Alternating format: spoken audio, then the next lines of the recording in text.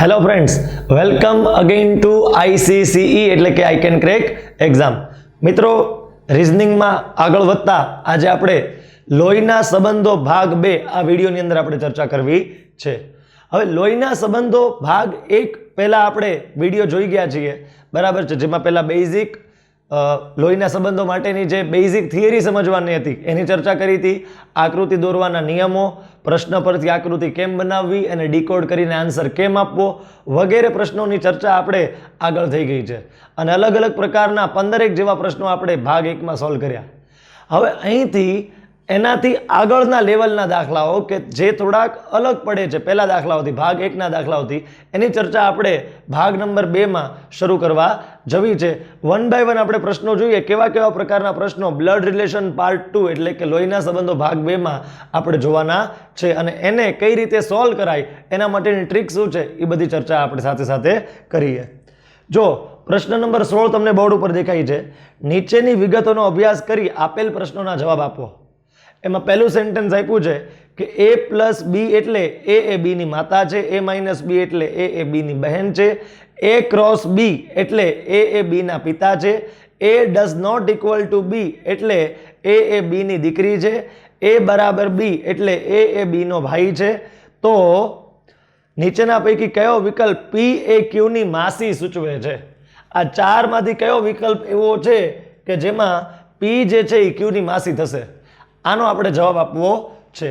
તો one by one જોઈએ. જો સૌથી પહેલા આ ચારેય માટે આપણે જે પ્રમાણે પરિસ્થિતિ આપી છે એ પ્રમાણે આકૃતિ બનાવશું અને જોશું કે કઈ પરિસ્થિતિમાં p એ q ની માસી થઈ જાય છે. આપણો સાચો ઓપ્શન હશે.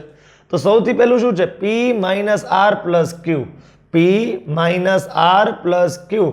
આના માટે કેમ કરશું? તો કે પહેલા ખાલી એટલાને ધ્યાનમાં લો, p માઇનસ આર. હવે p માઇનસ આર નું અર્થઘટન શું થાય એ અહીંયા આગળ લખેલું છે. જો p માઇનસ આર એટલે તમારે એવું સમજવાનું કે p એ આર ની બહેન છે. p જે છે ને ભાઈ એ બહેન છે કોની? તો કે આર ની.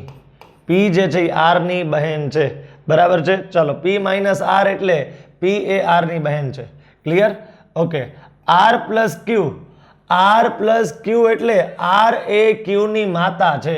r જે છે ને માતા છે કોની? તો કે ક્યુ નામના કોઈક વ્યક્તિની માતા છે, બરાબર છે. અહીંયા તમને શું જોવા મળ્યું? r પ્લસ ક્યુ. એનો અર્થ તમારે જાણવો હોય તો ક્યાં જવાનું? અહીંયા r પ્લસ ક્યુ એટલે r એ ક્યુ ની માતા છે, બરાબર છે. તો જો મેં r ને માતા બનાવી દીધી ક્યુ ની. ક્લિયર? તો આ જે છે તમને જે પરિસ્થિતિ રકમમાં આપેલી છે એ મુજબની આકૃતિ બની ગઈ. શું આ આકૃતિમાં p એ ક્યુ ની માસી થાય છે કે નથી થતી? જો આ ક્યુ ની મમ્મી અને મમ્મીની બહેન એટલે માસી થઈ ગઈ. તો અહીંયા આગળ ઓપ્શન નંબર એ જે છે એ તમારો કરેક્ટ આન્સર છે કે જેમાં p જે છે એ q ની માસી થઈ જાય છે.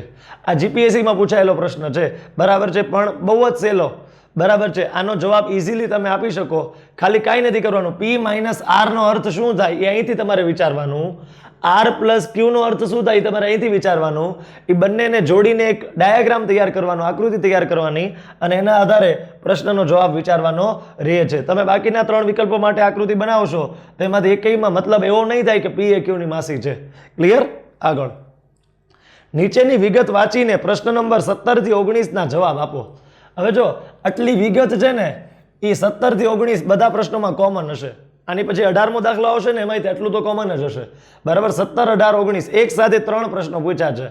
ઘણી બધી પરીક્ષાઓ એવી હોય છે, આને છે ને કોડેડ બ્લડ રિલેશનના ક્વેશ્ચન કહેવામાં આવે. કોડેડ બ્લડ રિલેશન, કોડિંગ વાળું બ્લડ રિલેશન, બરાબર છે. ઘણા બધા પેપરો એવા હોય છે ક્લાસ 3 કે ઘણી વખત સુપર ક્લાસ 3 કે જીપીએસસી 1-2 ના કે જેમાં એક સાથે આવા કોડેડ બ્લડ રિલેશનના મિનિમમ 3 પ્રશ્નો કે 2 પ્રશ્નો કે 5 પ્રશ્નો મૂકી દીધા હોય, ઘણીવાર 4 પ્રશ્નો. ક્લિયર? તો અહીંયા આગળ આવું જ છે. 17, 18, 19 એવા 3 પ્રશ્નો છે. ત્રણેય માટે આટલી સૂચના કોમન છે, બરાબર છે.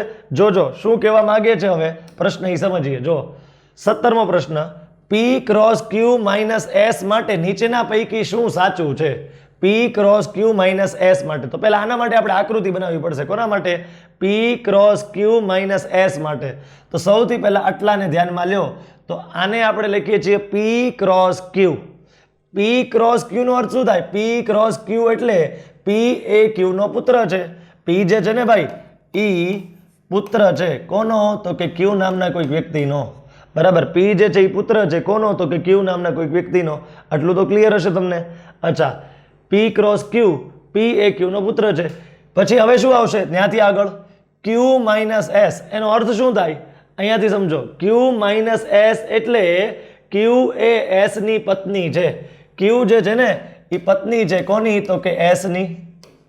તો એસ એનો પતિ થઈ ગયો. આ બે વચ્ચે મેરિડ રિલેશન હશે, બરાબર છે. આ બધા આકૃતિ દોરવાના નિયમો મેં ભાગ 1 માં સમજાવી દીધા છે.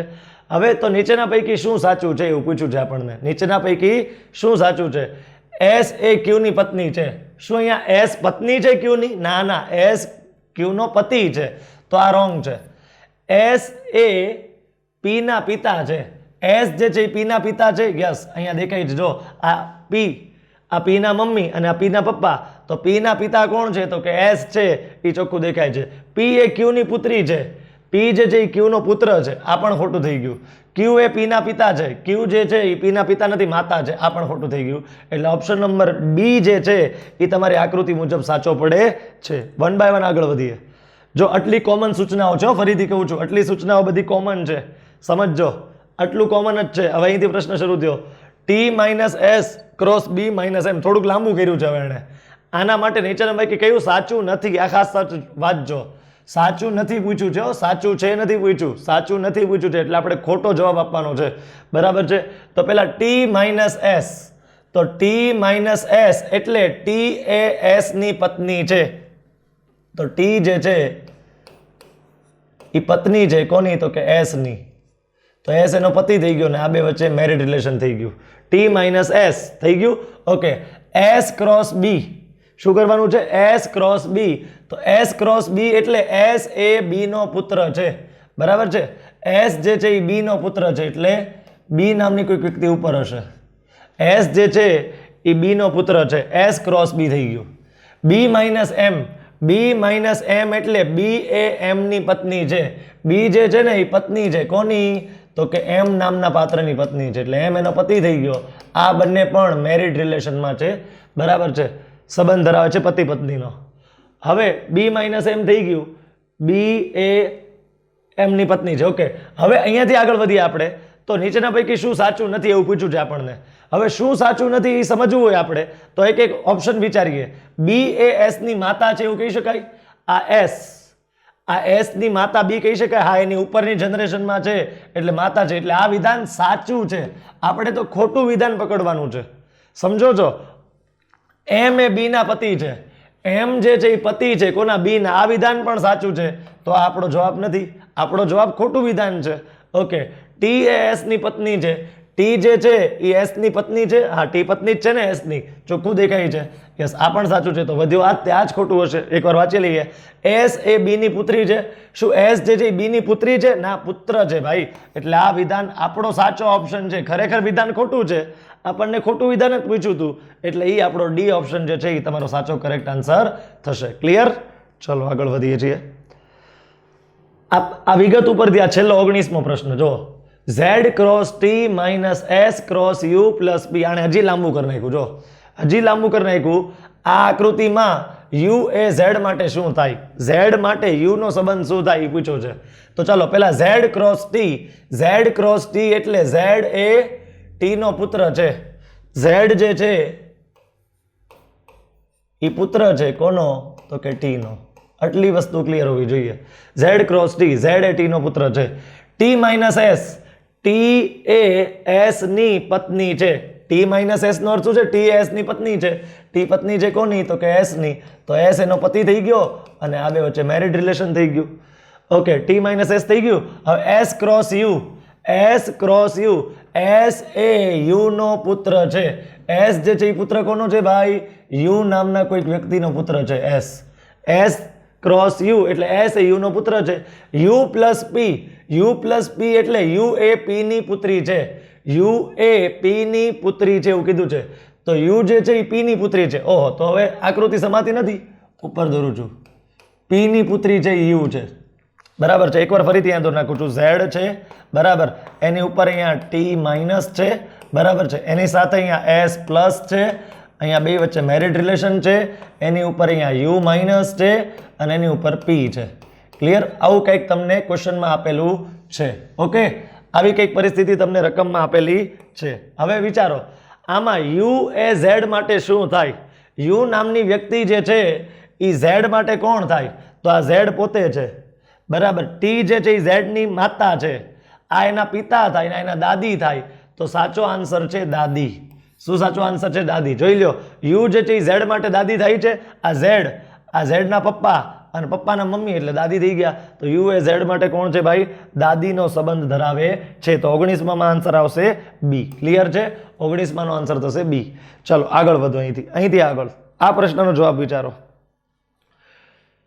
જો આ સિંગલ પ્રશ્ન જ છે, બરાબર છે. $P એ ક્યુ ના પિતા છે, એવી 3 વિગતો આપી છે. ચાલો હવે આપણે એટલાનું કરવાનું છે. N#A એટલે કે N#A એટલે N એ અહીંયા N છે ને A છે. N એ A ની માતા છે. N જે છે એની માતા છે. કોની? તો કે A ની. N માતા છે A ની. $B એટલે A એ B ના પિતા છે. A જે છે ને પિતા છે કોના? તો કે B ના. $B એટલે A એ B ના પિતા છે. B એસ્ટ્રિક, આને એસ્ટ્રિક સાઇન કહેવાય. તમે ગુજરાતીમાં ફૂદરડી કહેતા હશો, પણ અંગ્રેજીમાં એને એસ્ટ્રિક સાઇન કહેવાય. તો B ફૂદરડી D. તો B ફૂદરડી D એટલે B એ D ની બહેન છે. B જે છે એ બહેન છે, બરાબર. B એસ્ટ્રિક D, B એ D ની બહેન છે. ઓકે, D નામના કોઈ વ્યક્તિની બહેન છે. તો D નો N સાથે શું સંબંધ થાય? આ N સાથે આ D નો સંબંધ શું થાય? તો જો આ N છે, આ N નો પુત્ર છે, બરાબર છે. આ પુત્ર એટલે આ પૌત્રી થાય, અને આને પૌત્ર અથવા પૌત્રી. આ જો N માટે આ પૌત્રી છે B, પણ પૌત્રીનો ભાઈ હોય તો એ પૌત્ર થાય, અને પૌત્રીની બહેન હોય તો એ પણ પૌત્રી થાય. કારણ કે આની સાઇન પ્લસ છે કે પછી માઇનસ છે એ આપેલું નથી. ધેટ્સ વાય તમે ચોક્કસ ન કહી શકો. એટલે કરેક્ટ આન્સર આવશે સી, પૌત્ર અથવા પૌત્રી. ચોક્કસ ન કહી શકાય ખાલી પૌત્ર કે ખાલી પૌત્રી. પૌત્ર અથવા પૌત્રી જે છે એ ચોક્કસ કહી શકાય, કારણ કે આની જેન્ડર એટલે કે જાતિ મેલ કે ફિમેલ એ આપેલું નથી. ક્લિયર છે? તો ઓપ્શન નંબર સી. ચાલો 21મા પ્રશ્નમાં જોજો. 21મો પ્રશ્ન. હવે અલગ પ્રકારનો પ્રશ્ન શરૂ થયો છે અહીંથી, બરાબર. શું છે જો વાંચો, અહીંયા શું કીધું છે? રીનાની ઓળખાણ આપતા મોનિકાએ કહ્યું, તેણી મારા પિતાની એકમાત્ર પુત્રીની પુત્રી છે. તો મોનિકાનો રીના સાથે સંબંધ શું હશે? હવે જો એક વસ્તુ સમજો. રીના નામની કોઈક લેડી છે, એની ઓળખાણ આપે છે મોનિકા. મોનિકા એવું કહે છે કે તેણી એટલે કે રીના મારા પિતાની એકમાત્ર પુત્રીની પુત્રી છે. હવે જો મારા પિતાની એકમાત્ર પુત્રી એટલે એ બેન પોતે જ થયા, મોનિકા બેન પોતે. કારણ કે મોનિકા એવું બોલે છે કે મારા પપ્પાને એક જ દીકરી છે. હવે કોઈક લેડી એવું બોલતી હોય કે મારા પપ્પાને એક જ ડોટર છે, એક જ તે દીકરી છે, તો એ પોતે જ હોય કે ન હોય? અને એ વાક્ય મોનિકા બોલી છે, એટલે અહીંયા મોનિકાની વાત થઈ રહી છે. આટલું અંડરલાઈન કર્યું ને, મોનિકા પોતે છે. મારા પિતાની એકમાત્ર પુત્રી એટલે મોનિકા પોતે થાય. તો તેણી મોનિકાની પુત્રી છે, એટલે રીના જે છે, જો તેણી, આટલાનું સાદુરૂપ આપણે શું આપ્યું? આટલાનું સાદુરૂપ શું આપ્યું? તો કેટલાનું સાદુરૂપ આપ્યું આપણે? મોનિકા પોતે. મોનિકા પોતે એવું સાદુરૂપ આપ્યું. સાદુરૂપ એટલે ગાણિતિક સાદુરૂપ નથી, બ્લડ રિલેશનનું સાદુરૂપ છે આ, બરાબર. જોજો, તો મોનિકાએ કહ્યું કે તેણી મારી પુત્રી છે, એટલે મોનિકાની પોતાની પુત્રી છે. તો મોનિકાનો રીના સાથે સંબંધ શું થાય? હવે રીનાની ઓળખાણ કરાવતા મોનિકા એવું કહેતી હોય કે આ મારી દીકરી છે, તો મોનિકા કોણ થાય એની? તો કે માતા થાય, બરાબર છે. પણ ઊંધું પૂછ્યું હોય કે રીનાનો મોનિકા સાથે શું સંબંધ થાય? તો જવાબ આવે પુત્રી. પણ એ તો ઓપ્શનમાં નથી અત્યારે. તો ક્લિયર? સમજો કોની સાથે સંબંધ પૂછ્યો છે, એ ખાસ અગત્યની વસ્તુ બનશે. આવી રીતે થોડુંક સિમ્પ્લિફાય કરાવી નાખો કોઈ પણ પ્રશ્નને, તો થોડુંક વધારે ક્લિયર તમે થઈ શકો છો. પછીનો પ્રશ્ન. એક ફોટોગ્રાફ સામે આંગળી ચીંધીને અરુણે કહ્યું, અરુણ નામનો કોઈ વ્યક્તિ છે, એ ફોટોગ્રાફ સામે આંગળી ચીંધીને કહે છે, તેણી મારા પુત્રની પત્નીની પુત્રીની માતા છે. મારા પુત્રની પત્નીની પુત્રીની માતા. હવે સમજો, મારા પુત્રની પત્ની, મારા પુત્રની પત્ની એટલે મારી પુત્રવધુ થાય. આટલું વિચારો પહેલા. મારા પુત્રની પત્ની એટલે મારી પુત્રવધુ, એની પુત્રી એટલે કે મારી પૌત્રી, મારી પૌત્રીની માતા એટલે મારી પુત્રવધુ થઈ કે ન થઈ? જોઈ લો તમે, ધીમે ધીમે સિમ્પ્લિફાય કરો. મારો દીકરો, અરુણ એવું કહે છે કે મારો દીકરો, મારા દીકરાની વાઈફ એની પત્ની એટલે અરુણ માટે ઈ પુત્રવધુ થાય. પુત્રવધુની પુત્રી એટલે અરુણ માટે ઈ પૌત્રી થાય અને પૌત્રીની માતા એટલે એની પુત્રવધુ થાય. તો અરુણનો ફોટોગ્રાફમાં રહેલી વ્યક્તિ સાથે શું સંબંધ હશે? તો ઓલી એની પુત્રવધુ છે તો અરુણ એનો સસરો હશે. બરાબર છે, તો આન્સર આવશે સસરા છે. અરુણભાઈ જે છે એ બેનના સસરા છે. બરાબર છે. આટલું જે અંડરલાઈન કર્યું ને એનું સાદુરૂપ અરુણની પુત્રવધુ થાય છે. કઈ રીતે? છેલ્લી વાર રિપીટ કરું. મારા પુત્રની પત્ની એટલે મારી પુત્રવધુ, એની પુત્રીની માતા, પુત્રવધુની પુત્રી એટલે પૌત્રી, અને પૌત્રીની માતા એટલે ફરીથી પુત્રવધુ જ થાય. તો આન્સર આવશે બી સસરા. 22 બી આન્સર કરેક્ટ છે, સસરા. ઓકે, ચાલો પછીનો પ્રશ્ન જોઈએ. પછીનો પ્રશ્ન, મહેશ તેના મિત્રને એક છોકરીનો પરિચય કરાવતા કહે છે કે આ મારા દાદાના એકના એક પુત્રની પુત્રી છે. તો આ છોકરી મહેશની શું સગી થાય? હવે જો ફરીથી આને છે ને તમે ઇઝીલી સોલ્વ કરી શકો. મહેશ છે ને એક છોકરીનો પરિચય કરાવતા કહે છે મારા દાદાના એકના એક પુત્ર. હવે મારા દાદાને એક જ પુત્ર હોય તો મારા પિતા થાય કે ન થાય? બરાબર, મારા દાદાને એક જ પુત્ર છે એવું માની લ્યો તો એ મારા પપ્પા જ હોય. બરાબર, નહીતર મારું અસ્તિત્વ જ ન હોય. ક્લિયર છે? જો એ વસ્તુ ખોટી હોય ને તો મારું અસ્તિત્વ જ ન હોય, કારણ કે મારા પપ્પા ઉપરથી જ હું આવ્યો હોઉં. ક્લિયર? તો મારા દાદાના એકના એક પુત્ર એટલે મારા પિતા થયા. તો અહીંયા આટલાનું સાદુરૂપ છે ને હું પિતા કરી નાખું છું. મારા પિતા, બરાબર છે, ની પુત્રી છે. મહેશ પરિચય કરાવતા એવું કહે છે કે તેણી જે છે ને ઈ મારા પિતાની પુત્રી છે. હવે મારા પિતાની પુત્રી એટલે મારી કોણ થાય? બહેન થાય. તો આ છોકરી મહેશની શું સગી થાય? તો કે બહેન થાય ભાઈ. બરાબર, અથવા તો મહેશનો તે છોકરી સાથે શું સંબંધ થાય? તો ભાઈ જવાબ આવે. તો શું જવાબ આવે? ભાઈ જવાબ આવે. તો આટલી વસ્તુ ક્લિયર હોવી જોઈએ કે મારા દાદાને એકનો એક પુત્ર હોય તો એ મારા પિતા હોય. તો ઇનડાયરેક્ટલી સ્ટેટમેન્ટ એવું આપે છે કે આ મારા પિતાની પુત્રી છે. મારા પિતાની પુત્રી એટલે મારી બહેન થાય. તો મહેશની બહેન થઈ ગઈ આ વ્યક્તિ જે સ્ત્રી છે એ. ક્લિયર છે? સમજવાની કોશિશ કરજો. આગળ, એક ફોટો સામે જોઈને મહેશ બોલ્યો આની માં મારા પિતાના દીકરાની પત્ની છે. મારે નથી કોઈ ભાઈ કે નથી કોઈ બહેન. તો મહેશ કોના ફોટાને જોઈ રહ્યો હશે? હવે જો આની માં, પછી વાંચો મારા પિતાના દીકરાની પત્ની છે. હવે જો મારે નથી ભાઈ કે નથી કોઈ બહેન. બરાબર છે, મારે કોઈ ભાઈ નથી બહેન નથી, એટલે મારા પિતાનો દીકરો એટલે મહેશ પોતે જ થયો. બરાબર છે, ભાઈ બહેન કાંઈ નથી એટલે મારા પિતાને એક જ દીકરો હોઉં હું પોતે. તો મારી આની માં મારા પિતાના દીકરાની પત્ની છે એટલે કે મારી પત્ની થઈ. મારા પિતાનો દીકરો એટલે હું પોતે થયો. કેમ ભાઈ હું પોતે થયો? કારણ કે મને ભાઈ બહેન કંઈ છે જ નહીં, હું એકલો જ છું. મારા મા બાપની હું એક જ સંતાન છું. મહેશ એવું કહે છે કે મારે કોઈ ભાઈ નથી કે મારે કોઈ બહેન નથી, એટલે મહેશ એકનું એક સંતાન છે મા બાપનું. તો મારા પિતાનો દીકરો એટલે હું પોતે જ થયો કે ન થયો? યસ. તો આની માં મારી પત્ની છે એવું કહે છે ઇનડાયરેક્ટલી. આની માં એ મારી પત્ની છે. તો મારે નથી કોઈ ભાઈ નથી બહેન. તો મહેશ કોના ફોટાને જોઈ રહ્યો હશે? તો કોની માં? આમાંથી 4 ઓપ્શનમાંથી કોની માં એની પત્ની થાય?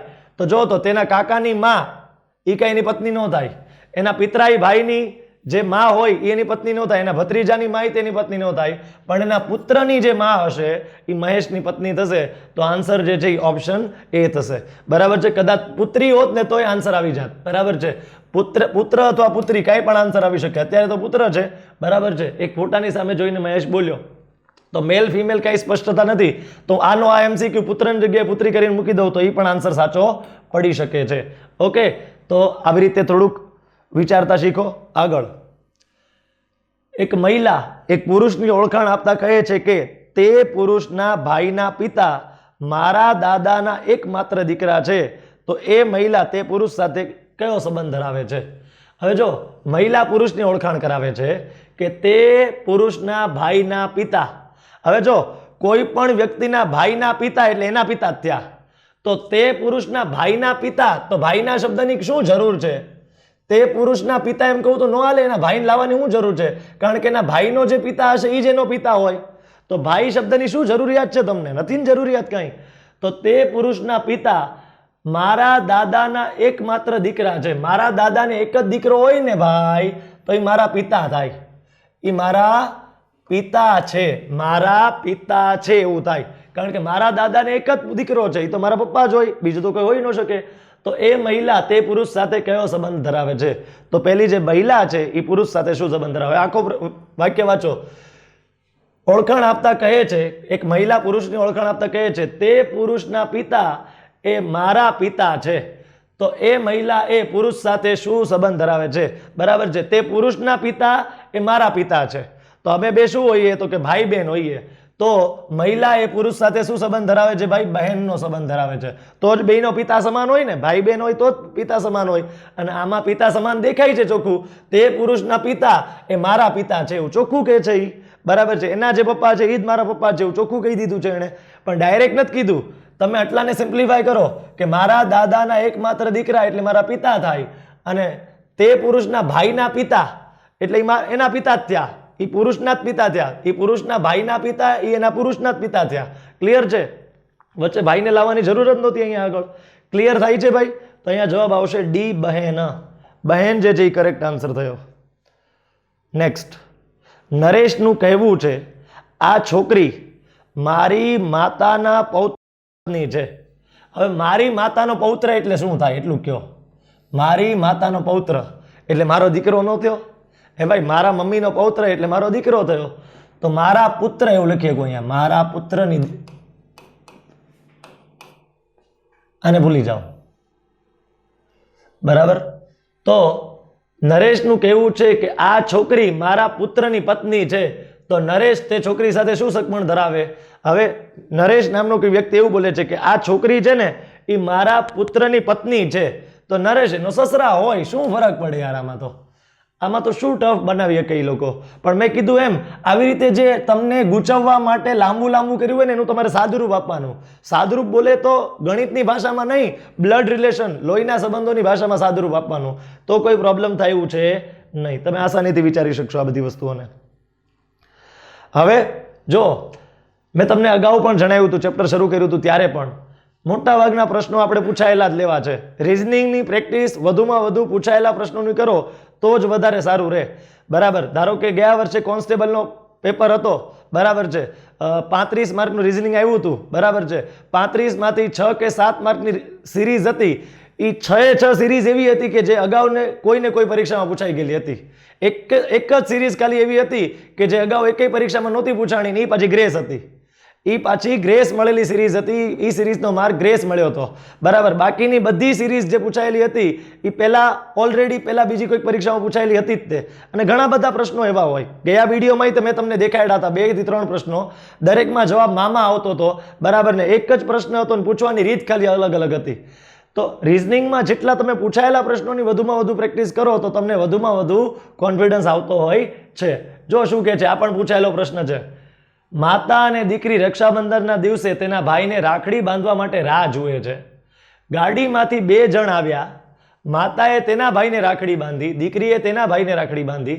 તો ગાડીમાં આવનાર બંને વ્યક્તિ વચ્ચે શું સંબંધ હશે? બરાબર છે.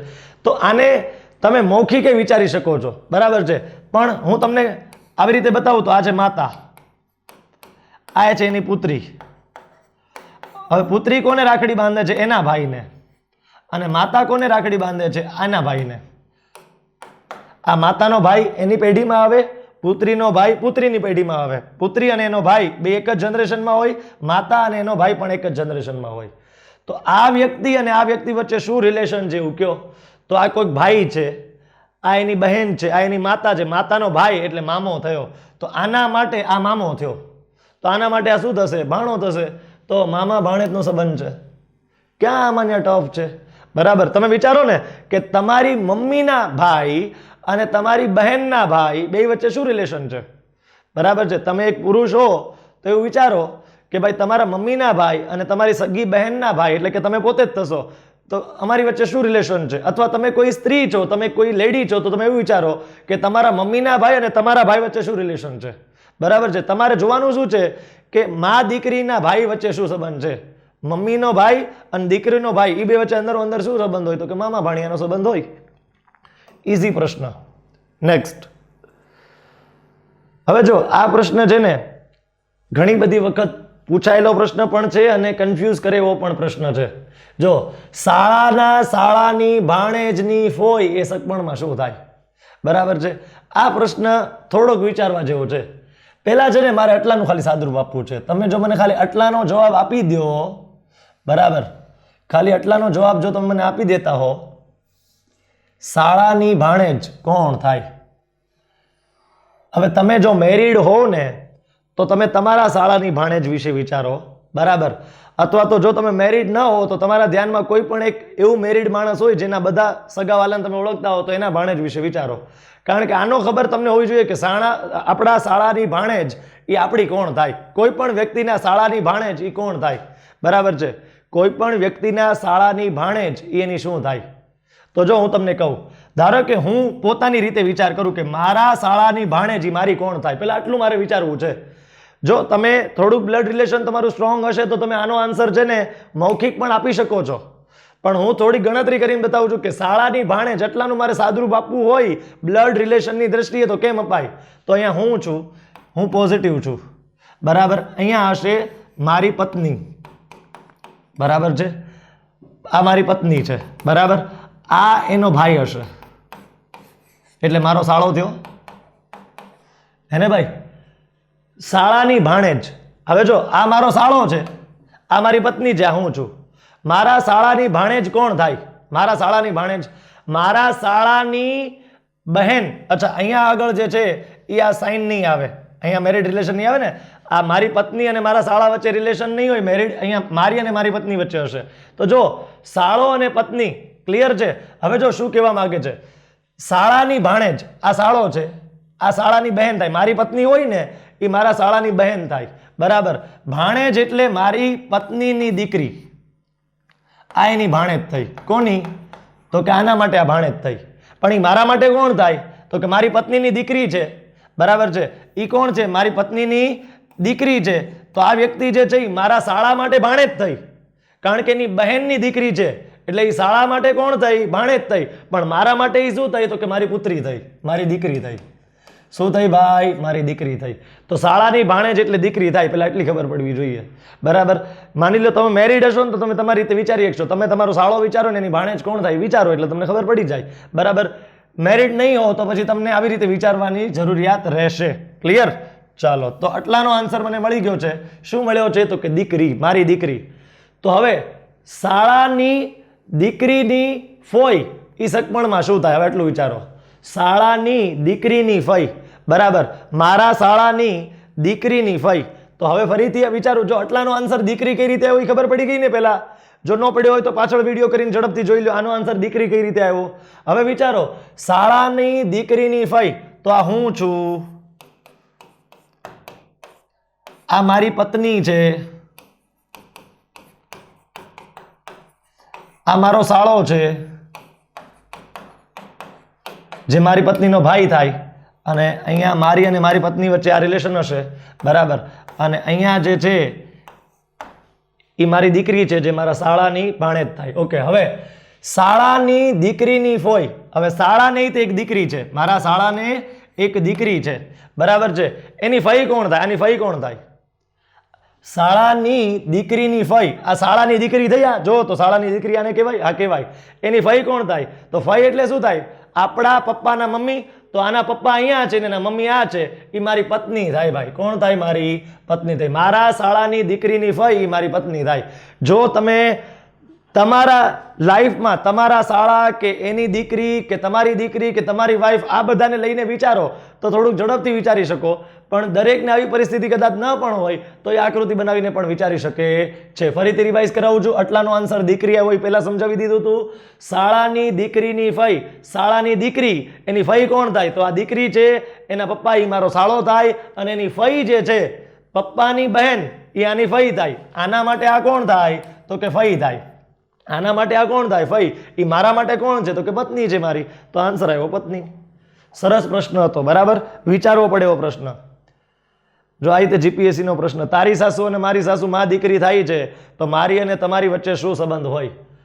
કયા બે જણાની સાસુ માં દીકરી થાય? આમાંથી કોની સાસુ?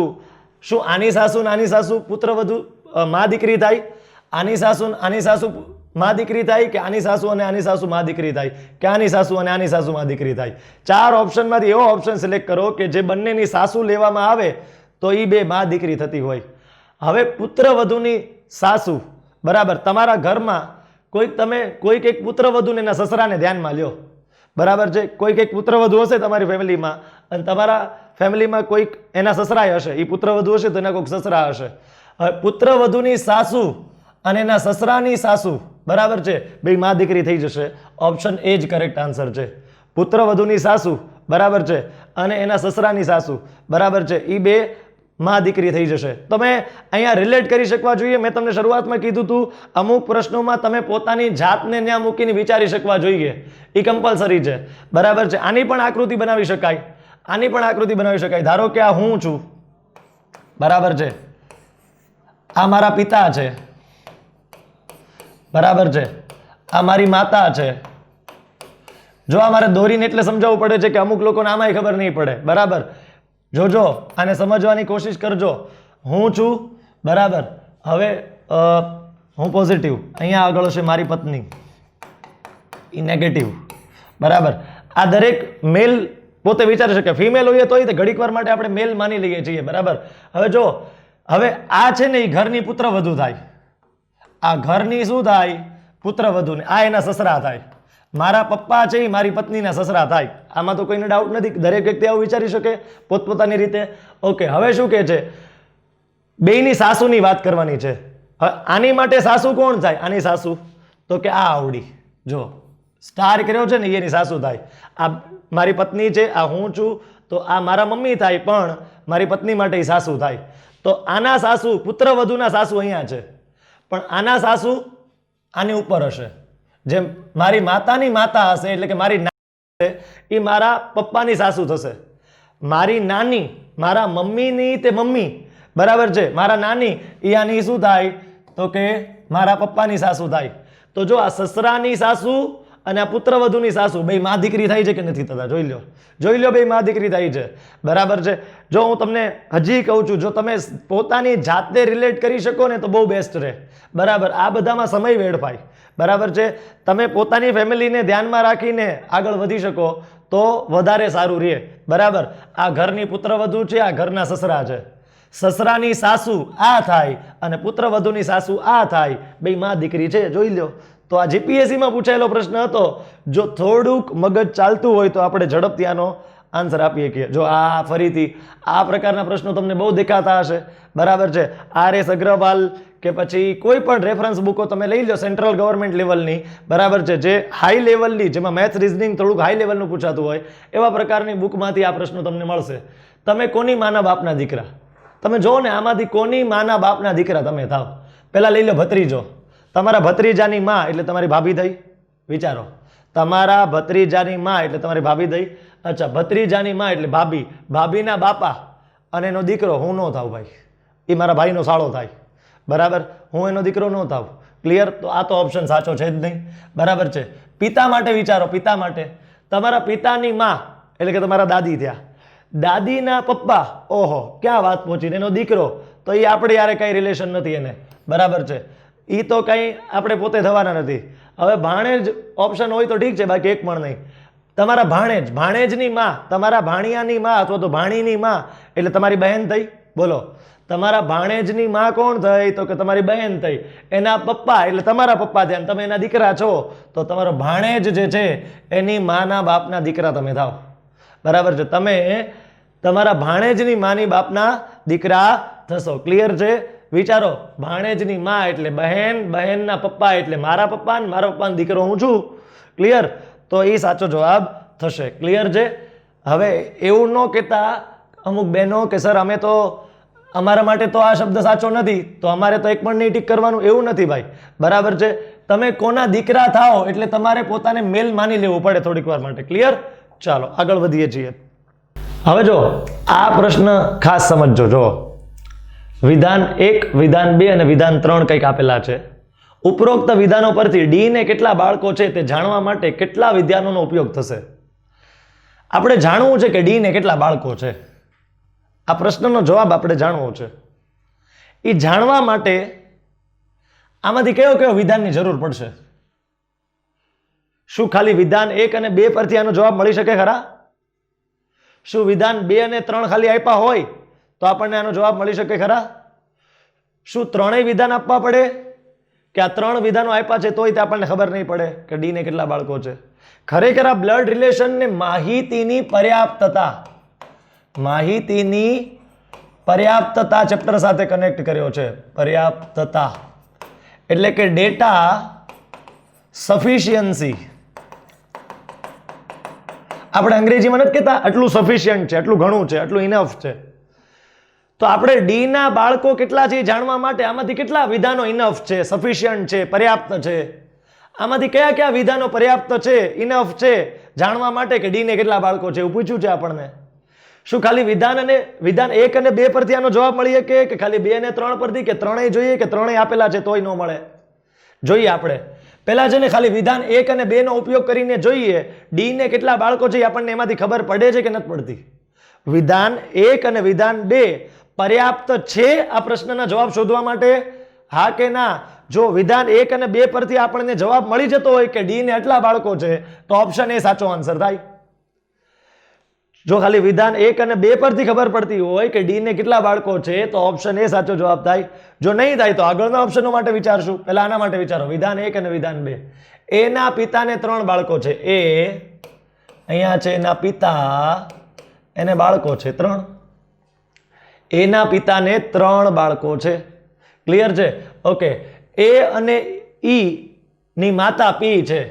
એ અને ઈ ભાઈ બેન હશે, બહેન બેન હશે, અથવા તો ભાઈ બેન હશે, અથવા તો બંને ભાઈઓ હશે. એ અને ઈ લોકોની માતા પી છે.